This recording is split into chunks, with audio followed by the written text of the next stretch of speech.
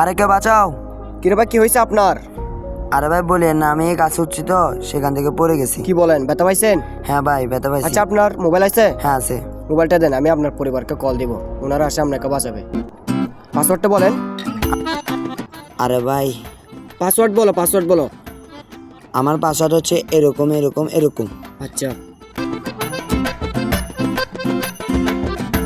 এ ভাই এটা আমার মোবাইল, আমার মোবাইল। এ ভাই হ্যালো। আল্লাহ, আমার মোবাইল।